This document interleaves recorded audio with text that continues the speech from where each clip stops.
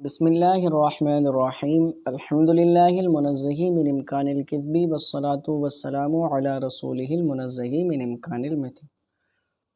مصنف علیہ رحمہ نے اپنا مذہب بیان فرمایا تھا کہ ہمارا مذہب یہ ہے کہ حقیقت اور مجاز جمع نہیں ہوں گے، یا تو معنی حقیقی مراد ہوگا یا معنی مجازی مراد ہوگا، ایک ہی وقت میں ایک ہی لفظ سے دونوں معنی مراد لینا جائز نہیں ہے۔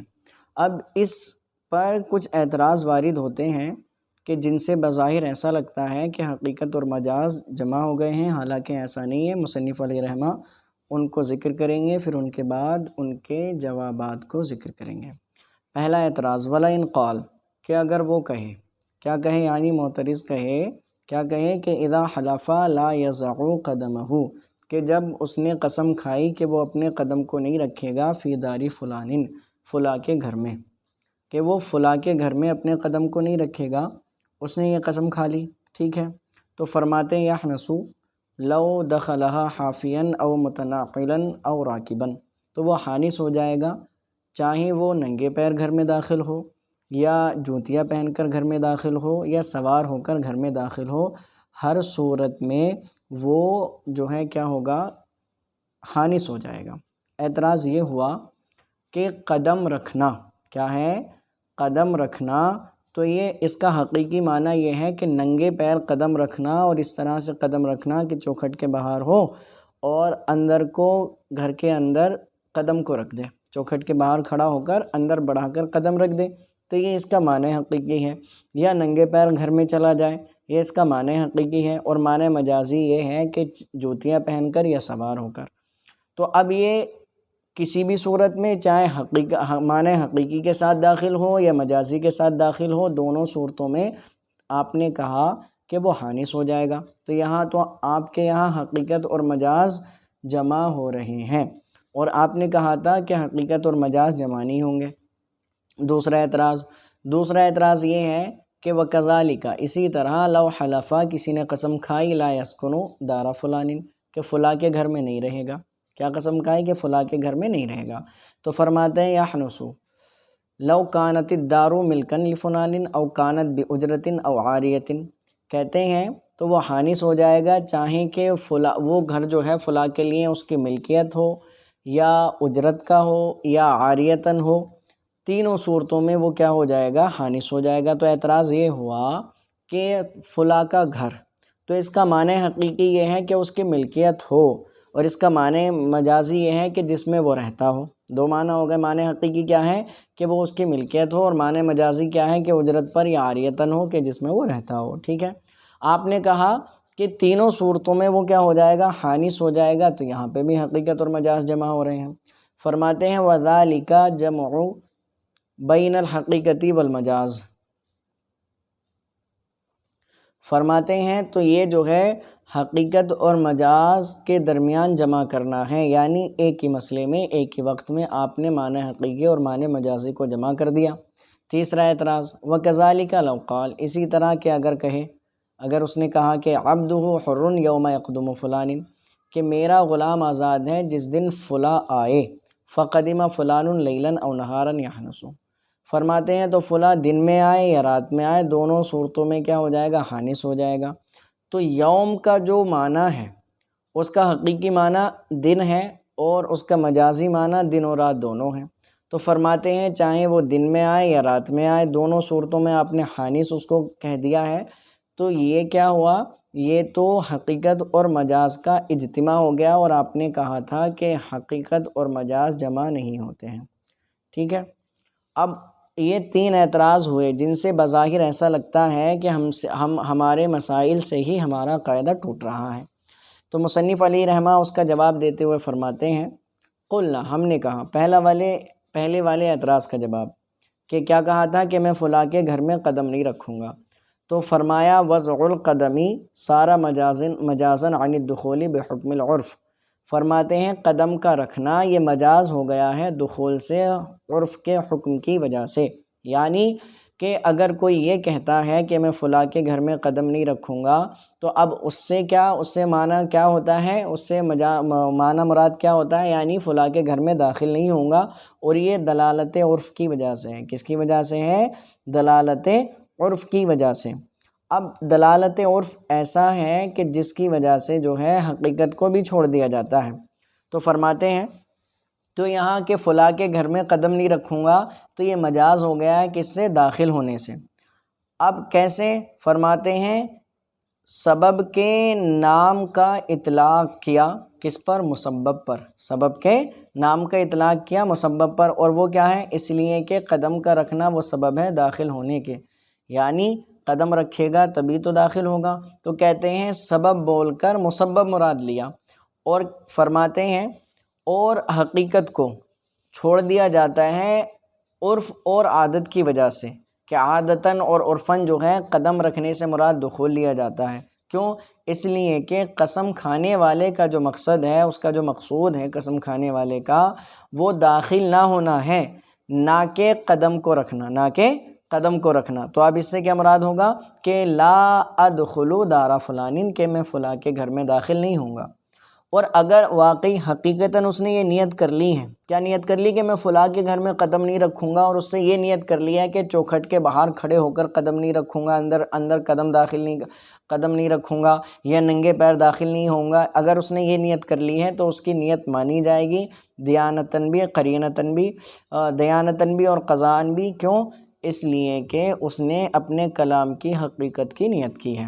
فرماتے ہیں لیکن دلالت عرف میں کیا ہے کہ جب کوئی یہ کہتا ہے کہ میں فلاں کے گھر میں قدم نہیں رکھوں گا، تو اس سے مراد کیا ہوتا ہے کہ فلاں کے گھر میں داخل نہیں ہوں گا، تو یہ جو ہے یہ عموم مجاز کے طریقے پر ہے، اس طریقے پر نہیں کہ حقیقت اور مجاز جمع ہو گئے، نہیں، حقیقت اور مجاز جمع نہیں ہوئے، بلکہ یہ عموم مجاز ہے۔ کیا ہے؟ عموم مجاز کے طریقے پر ہے۔ اب عموم مجاز کسے کہتے ہیں؟ عموم مجاز کہتے ہیں عموم مجاز وہ لفظ ہے جس کے معنی حقیقی میں عموم کرتے ہوئے ایسے نئے عام مجازی معنی مراد لینا کہ معنی حقیقی اور وہ معنی مجازی جس میں لفظ مروج ہے دونوں اس عام مجازی معنی کے فرد بن جائیں، دونوں اس عام مجازی معنی کے کیا ہو جائیں؟ فرد بن جائیں۔ یعنی دیکھیں تو حقیقی معنی کیا تھا؟ ننگے پیر قدم رکھنا۔ مجازی معنی کیا تھا؟ جوتیاں پہن کر داخل ہونا، جوتیاں پہن کر قدم رکھنا، یا سوار ہو کر داخل ہونا۔ تو فرماتے ہیں اب اس سے وضع قدم سے مراد جو ہے ایک تیسرا مجازی معنی مراد لے لیا، اور وہ کیا ہے؟ داخل ہونا، اور وہ داخل ہونا کسی بھی طرح سے پا لیا جائے تو وہ حانث ہو جائے گا۔ تو یہ عموم مجاز کے طریقے پر ہے، نہ کہ حقیقت اور مجاز کے اجتماع کے طریقے پر۔ اب دیکھیں، اب دوسرا اعتراض کیا تھا کہ قسم کھائی کہ میں فلاں کے گھر میں نہیں رہوں گا، تو حقیقی معنی تو یہ ہے کہ وہ گھر جو ہے فلاں کی ملکیت ہو، مجازی معنی یہ ہے کہ اجارے پر ہو یا عاریتاً ہو۔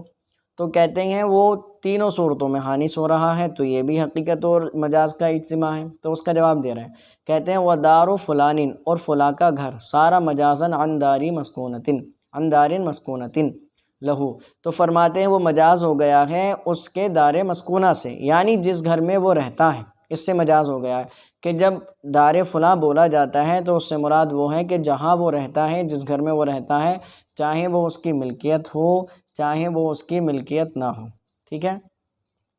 تو جب اس کی ملکیت ہو یا اس کی ملکیت نہ ہو، دونوں صورتوں میں مراد کیا ہوتا ہے کہ اس کے گھر میں، اس سے مراد یعنی فلاں کے گھر میں قدم نہیں رکھوں گا، اس سے مراد اس کا دار مسکونہ ہوتا ہے۔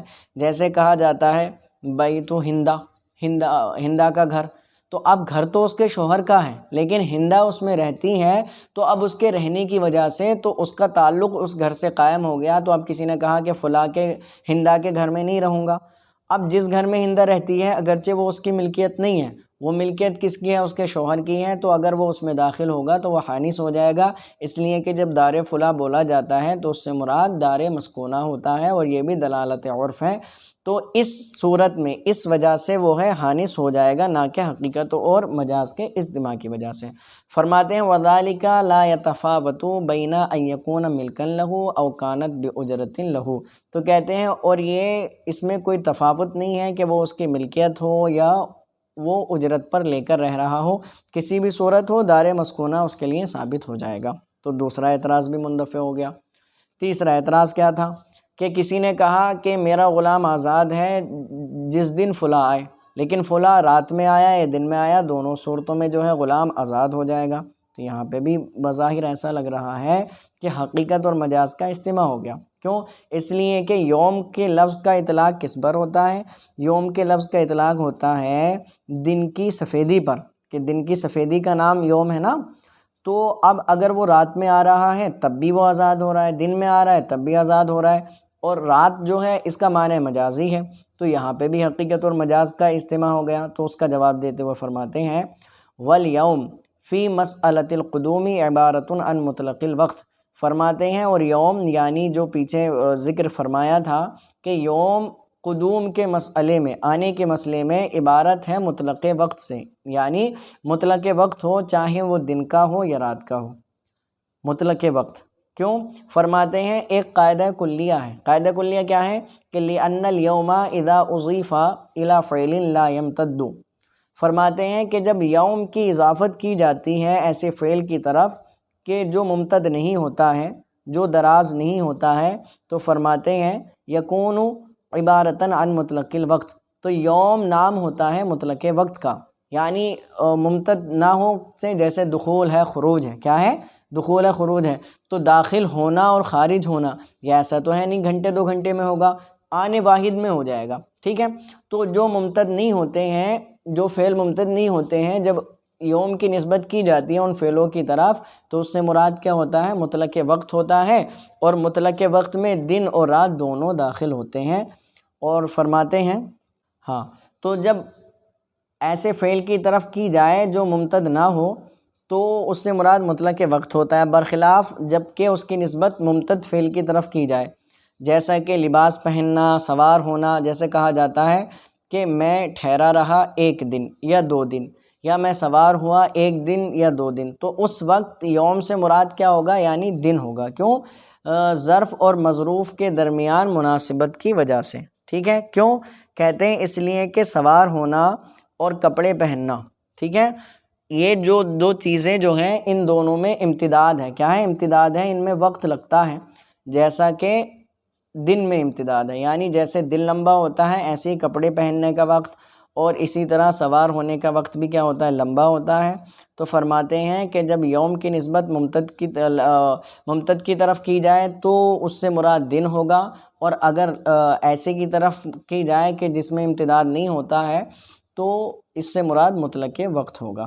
تو فرماتے ہیں لِأَنَّ الْيَوْمَ إِذَا أُضِيفَ إِلَى فِعْلٍ لَا يَمْتَدُّ، کہ جب یوم کی اضافت کرتی جائے ایسے فعل کی طرف جو ممتد نہیں ہوتا ہے، یکون عبارتاً عن مطلق الوقت، تو وہ عبارت ہوگا مطلق وقت سے، کما عرف، جیسا کہ جان لیا گیا، پہچان لیا گیا۔ تو فرماتے ہیں فکان الحنس بہذا الطریق، تو فرماتے ہیں حنس یعنی حانس ہونا جو ہوگا، پیچھے جو 3 مسئلے ذکر کیے ہیں اس طریقے سے ہوگا۔ کس طریقے سے؟ یعنی عمومی مجاز کے طریقے سے، کہ ایسا معنی مراد لے لیا جائے کہ جس میں حقیقت اور مجاز دونوں داخل ہو جائیں، نہ کہ حقیقت اور مجاز کے اجتماع کی وجہ سے، یعنی وہ تیسرا معنی ہوگا، کوئی تیسرا ایسا معنی ہوگا جس کے تحت دونوں آ جائیں، یعنی عمومی مجاز کے طریقے پر، لا بطریق الجمع بین الحقیقت والمجازی، نہ کہ حقیقت اور مجاز کے درمیان جمع کرنے کے طریقے پر۔